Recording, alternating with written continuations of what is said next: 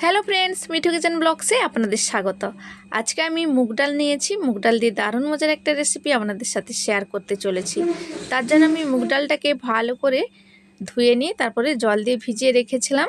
ডালটা ভিজে যেতেই মিক্সার জারের মধ্যে ডালটাকে ছেঁকে দিয়ে দিচ্ছি। সাথে দিয়ে দিচ্ছি কাঁচা লঙ্কা। তারপরে আমি সামান্য একটু জল দিয়ে ডালটাকে আমি বেটে নিচ্ছি। চাইলে শিলনোড়ার মধ্যেও বেটে নিতে পারেন। ডালটা বাটা হয়ে গেছে, এবার আমি একটা বড় বাটির মধ্যে নিয়ে নিচ্ছি। এই রেসিপিটা কিন্তু আপনারা মুসুর ডাল দিয়ে তৈরি করতে পারবেন। আমি এখানে মুগ ডাল নিয়েছি। তারপরে ডাল বাটার মধ্যে নুন আর পরিমাণ মতো হলুদ দিয়ে দিয়েছি। তারপরে 1 চামচ দিয়ে দিচ্ছি আদা জিরে বাটা, দিয়ে ডালটাকে ভালো করে হাত দিয়ে মেখে নিচ্ছি।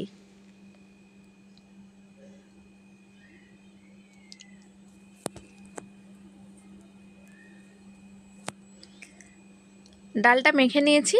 এবার আমি একটা ডিম দিয়ে দিচ্ছি।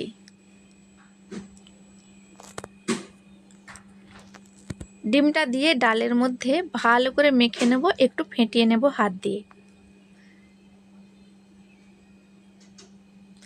এই রেসিপিটা কিন্তু আপনারা ভাত দিয়ে বা রুটি দিয়ে খেতে পারবেন। খুবই হেলদি এবং টেস্টি, খেতে অসাধারণ লাগে। একবার বানিয়ে দেখুন, নাহলে বুঝতে পারবেন না। আর বন্ধুরা, আপনারা পুরো ভিডিওটা দেখার চেষ্টা করবেন, নাহলে কিন্তু আপনারা বুঝতে পারবেন না। আর ভিডিও দেখে ভালো লেগে থাকলে লাইক কমেন্ট শেয়ার করে চ্যানেলটিকে সাবস্ক্রাইব করার অনুরোধ রইল। তো দেখুন, ডালটাকে ভালো করে ডিমের সাথে আমি ফেটিয়ে নিয়েছি। তারপরে কড়াইয়ের মধ্যে সরষে তেল গরম করে এই পুরো ডাল বাটাটা দিয়ে দিচ্ছি। দিয়ে একটা বড় সাইজের কেক তৈরি করে নেব। চাইলে হাত দিয়ে একটু ছড়িয়ে দিতে পারেন, আর একটু পাতলা মতো হবে ডালের কেকটা। হালকা আঁচে ঢাকা দিয়ে ডালের কেকটাকে আমি ভেজে নিচ্ছি। এই সময় কিন্তু একটু কাঁচা আছে, ধীরে ধীরে কিন্তু উল্টে দিতে হবে। তো উল্টে দিয়েছি দেখুন, আবার একটু ঢাকা দিয়ে দিয়ে হালকা আঁচে এই ডালের কেকটাকে বা বড়াটাকে ভালো করে ভেজে নিচ্ছি। খুবই নরম তুলতুলে জালিদার হয়। তারপরে নামিয়ে নিচ্ছি। এপাশ ওপাশ করে ভালো করে উল্টে ভেজে নিয়েছি। প্লেটের মধ্যে নামিয়ে ঠান্ডা করে নিচ্ছি। যতক্ষণ ঠান্ডা হচ্ছে ততক্ষণ আমি টুকরো করা আলুগুলো সামান্য সর্ষে তেল দিয়ে একটু ভেজে নিচ্ছি। ডালটা কিন্তু ঠান্ডা হলেই আপনারা কাটবেন, গরম অবস্থায় কাটতে যাবেন না, তাহলে কিন্তু পিসগুলো, ডালের যে পিসগুলো আমি কাটবো সেগুলো কিন্তু ভালোভাবে কাটা হবে না। তো আলুটাতে আমি সামান্য নুন আর হলুদ দিয়ে ভেজে নেব।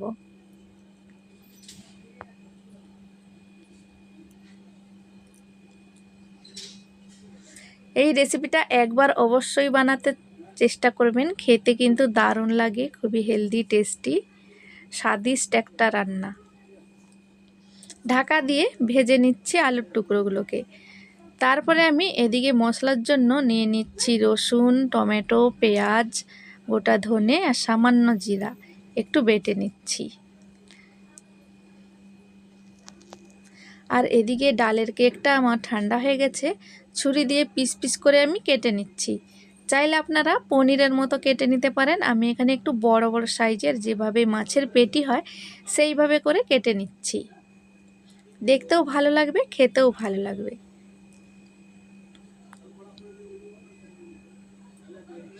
যখন এই পিসগুলো আমি রান্না করব তখন কিন্তু এর মধ্যে ঝোলটা যখন ঢুকবে আর মশলাটা যখন ঢুকবে তখন কিন্তু খেতে এতটা সুস্বাদু লাগবে বন্ধুরা, আপনারা না বানালে বিশ্বাসই হবে না।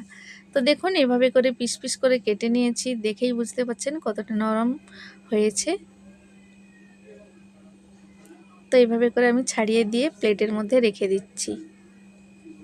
দেখুন কত সুন্দর হয়েছে। এগুলোকে কিন্তু আমি আর তেলের মধ্যে ভাজবো না। তারপরে আমি দেখুন লাল লাল করে আলুটা ভেজে নিয়েছি। এবার আমি এক প্লেটের মধ্যে তুলে নিচ্ছি।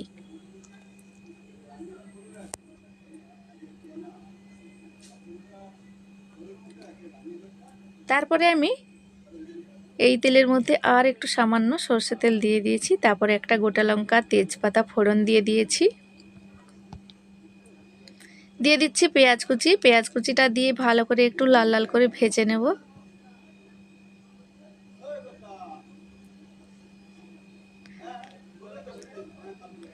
তারপরে দিয়ে দিচ্ছি পরিমাণ মতো হলুদ গুঁড়ো,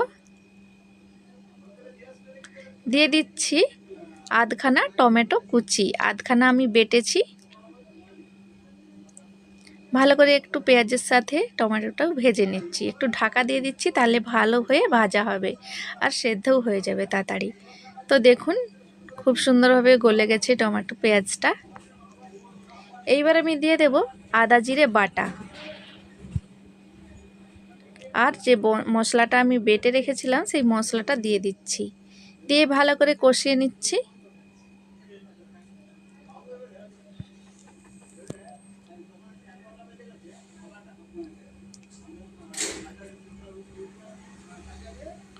দিয়ে দিচ্ছি লঙ্কার গুঁড়ো, দিয়ে ভালো করে আবারও একটু কষিয়ে নিচ্ছি।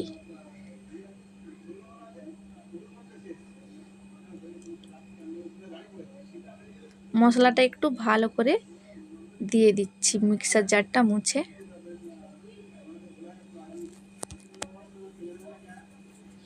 সামান্য কয়েক দানা চিনি দিয়ে দিচ্ছি, টেস্ট ব্যালেন্স হবে। ভালো করে মিশিয়ে নিয়েছি, মশলাটাকে নেড়ে চেড়ে কষিয়ে নিয়েছি। এইবার আমি কিন্তু একটু ঢাকা দিয়ে দিচ্ছি হালকা আঁচে। দেখুন তেল ছেড়ে এসেছে, কত সুন্দর কালার হয়েছে মশলাটার। আর মশলাগুলো কিন্তু খুবই সুন্দর সেদ্ধ হয়ে গেছে, গলে গেছে একেবারে।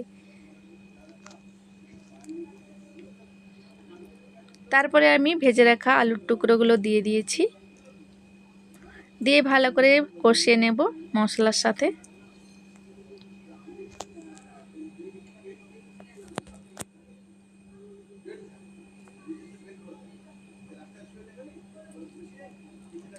দিয়ে দিচ্ছি পরিমাণ মতো নুন,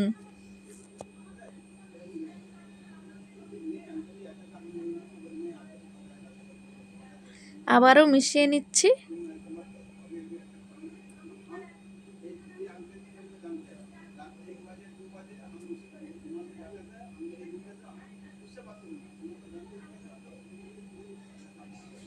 তারপরে আমি মশলা ধোয়া জলটা দিয়ে দিচ্ছি, দিয়ে ভালো করে নেড়ে চেড়ে মিশিয়ে নিয়েছি। আর একটু আমি জল দিয়ে দিচ্ছি, আর বেশি ঝোল রাখবো না, এতটাই জল দিয়েছি তাই। আপনাদের যেমন পছন্দ সেইভাবে জলটা দিয়ে দেবেন। তো ঢাকা দিয়ে একটু ফুটিয়ে নিয়েছি। দেখুন ভালো করে নেড়ে চেড়ে দিচ্ছি। এই সময় আলুটাও সেদ্ধ হয়ে গেছে, ভাজার সময় যেহেতু আলুটা সেদ্ধ হয়ে গিয়েছিল। তারপরে আমি ডালের কেকটা যে পিস পিস করে কেটে রেখেছিলাম দিয়ে দিচ্ছি ঝোলের মধ্যে, দিয়ে ফুটিয়ে নিতে হবে। ঝোলটা এই বড়ার মধ্যে বা ডালের কেকের মধ্যে যখন ঢুকে যাবে তখন কিন্তু দারুণ খেতে লাগবে। দিয়ে দিচ্ছি গরম মশলার গুঁড়ো, তারপরে আমি কুচি কুচি করে রাখা ধনেপাতা কুচি দিয়ে দিচ্ছি ওপর থেকে।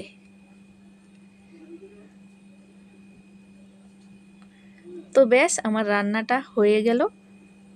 ভালো করে মিশিয়ে নিচ্ছি। এই রান্নাটা খুবই সহজ আর খেতেও দুর্দান্ত লাগে, অবশ্যই ট্রাই করবেন।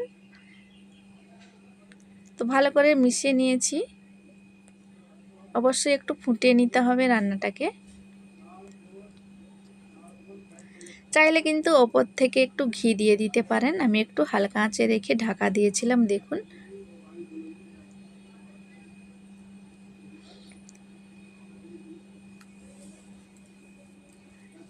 আমি একটু অল্প অল্প ঝোল রাখবো, আরও টেনে নেবে ঝোলটা।